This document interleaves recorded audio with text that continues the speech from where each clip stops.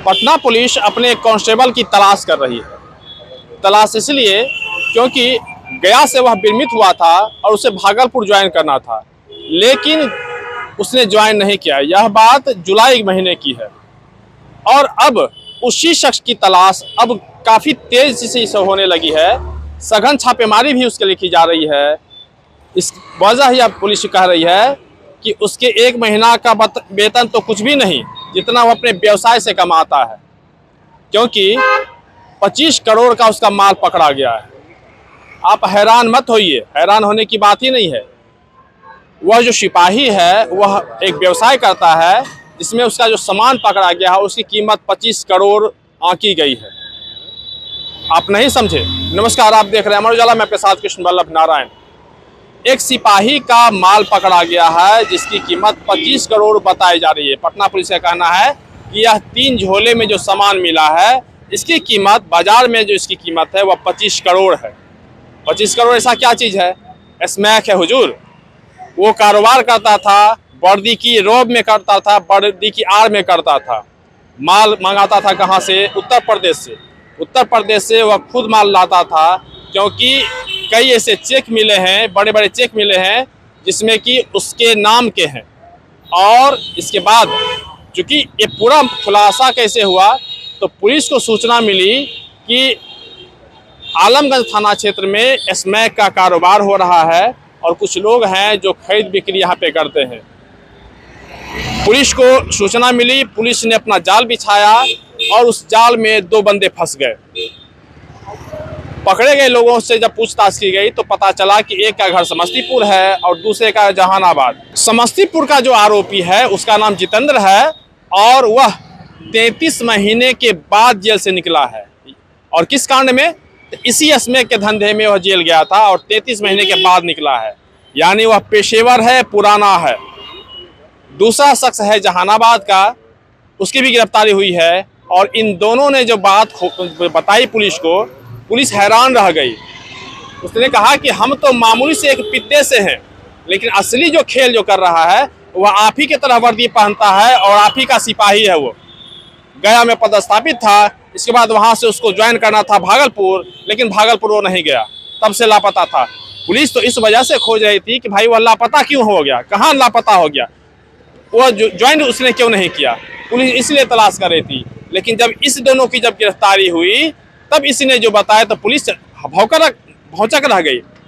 अब ये सारे खेल का सरगना जो कहें तो निश्चित रूप से वह सिपाही है जिसका 25 करोड़ का सामान पकड़ा गया है। सूखा ड्रग्स स्मैक पकड़ा गया है जिसकी कीमत अभी बाजार का जो वैल्यू है वह 25 करोड़ है। ये पकड़ाया है और अब पुलिस उसकी तलाश कर रही है। एसएसपी पटना एसएसपी ने कहा कि ऐसा नहीं है कि सिर्फ वही हो सकता है, लेकिन अब तक का जो सबसे बड़ा जो खिलाड़ी जो नजर आया है पुलिस को वह वही सिपाही है, ऋषिकेश उसका नाम है और वह अभी फिलहाल फरार बताया जा रहा है। लेकिन पुलिस का दावा है कि इस बड़े नेटवर्क में एक वही खिलाड़ी नहीं होगा, इसके अलावा और भी खिलाड़ी हैं जो कि अभी सामने नहीं आ पाए हैं। उनकी तलाश की जा रही है कि कुछ डायरी मिले हैं, डायरी में कुछ उसमें आंकड़े मिले हैं, कुछ नाम आए हैं।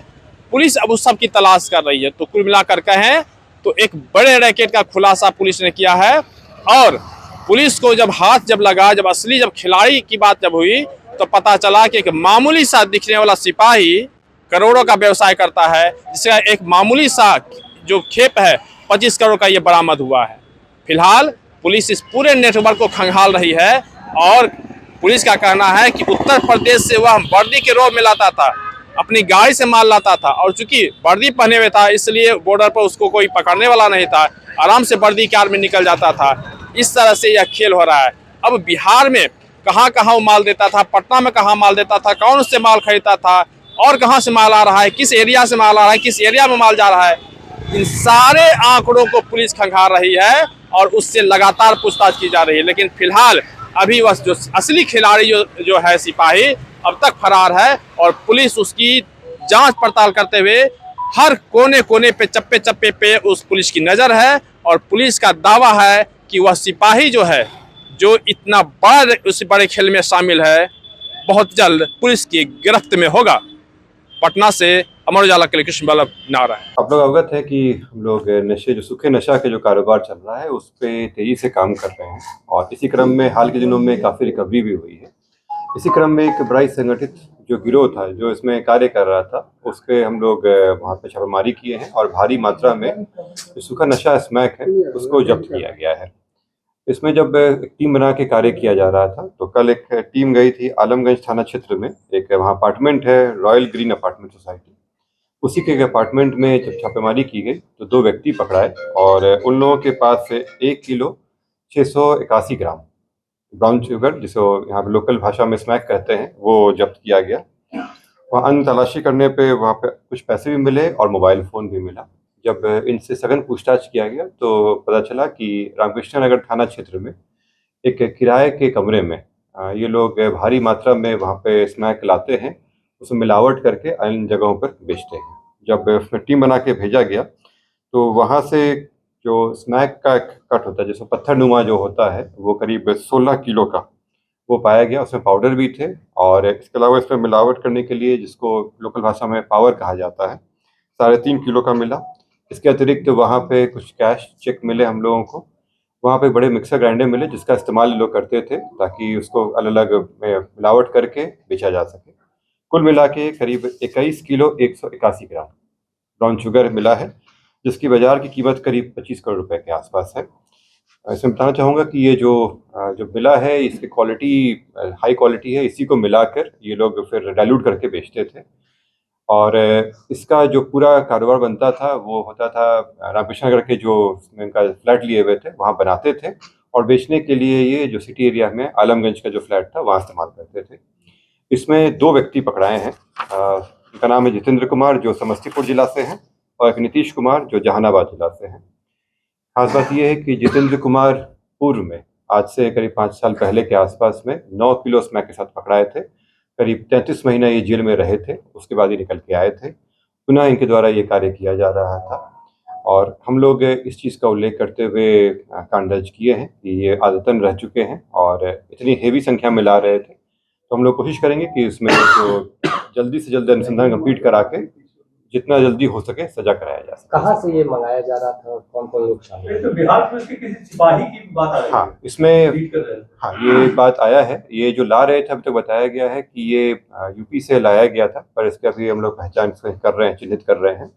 इसमें इन लोग की पूछताछ में बताया गया है कि बिहार पुलिस के एक पीटीसी हैं जिनका नाम आया है। खास बात ये है कि उस पीटीसी के नाम से ब्लैंक चेक्स हम लोगों को मिले हैं और कुछ चेक हैं जो करीब 17 लाख अमाउंट का चेक उस पीटीसी के नाम से हम लोगों ने जब्त किया है।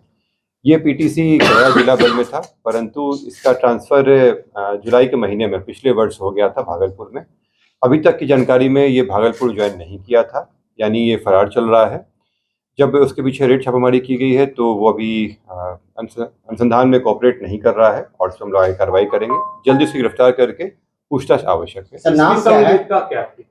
जैसे मैंने बताया कि एक तो जो भी पूछताछ में बताया ये लोग कि जब सामान लाया जाता था तो इसके द्वारा रहता था, ये जो अभी तक बताए हैं ये खुद जाके लाता भी था साथ में। दूसरा इसमें बताया गया है कि जो हम लोग को एविडेंस के रूप में मिला है वहाँ पे जो चेक्स वगैरह मिले हैं वो इसके नाम पे, मतलब इसके नाम पे काटा गया चेक है, उसको भी हम लोग निकाल के दिखवा रहे हैं। और सबसे बड़ी बात ये है कि पिछले 8-9 महीने से ये ड्यूटी नहीं कर रहा है, गायब है और अभी भी जब खोजबीन किया गया है तो नहीं मिल रहा है। ये एक शक के दायरे में लाता है और इसमें जब उनकी गिरफ्तारी होगी तब आगे पूछा जाएगा। इसके बारे में हम लोग चेक करवा रहे हैं। उसका नाम है, मैं बता दे रहा हूँ, ऋषिकेश का नाम है, मैं बता दे रहा हूँ आपको। ऋषिकेश नाम है इस पीटीसी का। कोई डायरी भी बरामद हुई है? नहीं, इसमें जैसे मैंने बताया कि कुछ कागजी अभिलेख में मिले हैं हम लोगों को, लेकिन ज़्यादातर जो पूछताछ में बताया गया, जो हम लोगों के अपनी जो जानकारी प्राप्त की थी अभी तक, और इसके अलावा जो चेक मेरा मिला है उसके बेसिस पे भी कहा जा रहा है।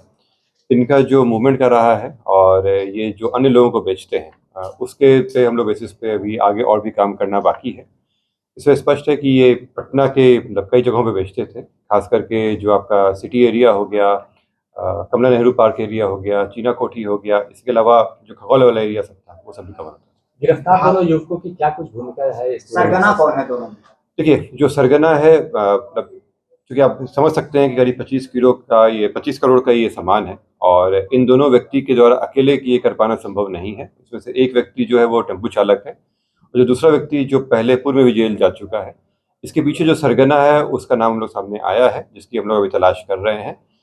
ये स्पष्ट है कि इसमें कई लोगों की इसमें संलिप्तता है, फाइनेंसर के रूप में भी और इसको लाने में और बेचने में भी। कितने दिनों से वहाँ पर ये रूम मकान किराए पर लेकर के चलाया है? हाँ, ये जो अपार्टमेंट बना हुआ है, दोनों ही नए बिल्डिंग्स बने हुए हैं वहाँ पे, और ये कारोबार वो जब जेल से छूटा था करीब 1.5-2 साल पहले से, तब से ही चल रहा है। फ्लैट खरीद के रखा था क्या? नहीं, फ्लैट में किराए, दोनों जगह किराए पे था। सर, जितेंद्र कुमार की गिरफ्तारी कहाँ से हुई थी? जो जितेंद्र कुमार आलमगंज से पहले कहाँ से हुई थी, फिर जेल गया, जेल से बाहर? सिटी एरिया में ही उसका जब वो हुआ था, करीब 9 किलो स्मैक के साथ पकड़ाया था वो। इसमें कितने लोग सर लगभग जुड़े हुए हैं? इसमें कितने लोग नीतीश जो है वो भूतनाथ रोड के पास में वहाँ पे टेम्पो चालक हुआ करता था, जिसका इस्तेमाल ये लोग ट्रांसपोर्टेशन के लिए करते थे। कितने लोग इसमें लगभग जुड़े हुए हैं चैन? हाँ, इसमें करीब कैश बरामद हुआ है, 2,15,000 का कैश बरामद हुआ है। डिटेल्स हम आपको देंगे। अच्छा, इसके अलावा हथियार भी बरामद हुआ है। जो रामकृष्ण नगर में जब रेड किया गया था तो एक पिस्टल, एक कट्टा, 2 मैगजीन और 2 कारतूस बरामद हुआ है। सर, सप्लाई कहाँ से, पटना में ही या पटना से बाहर भी? ये जो सप्लाई था ये बेसिकली जो रॉ मटेरियल लाते थे पटना में बनाते थे और ज़्यादातर पटना में ही कंजम्पशन होता था इसका। इससे इनकार नहीं किया जा सकता कि मुख्य सरगना वही पीटीसी वाले। इसमें जैसे मैं बताया कि इसमें और भी कई सरगना होंगे, इसमें कई लोगों के मिल के इसमें कराया जा रहा था, इन्वेस्टमेंट था।